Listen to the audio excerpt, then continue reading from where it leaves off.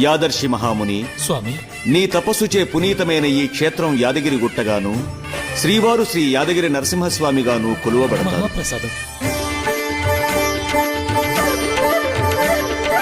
పురాణయుగమున ఈ గిరిపైనే తపమునరించెను యాదఋషి. ధరాతలమున అతని పేరుతో అయినది ఈ గిరి యాదగిరి. ఈ గుహలో వెలసెను కాయమహోజ్వల జ్వాలా నరసింహుడు.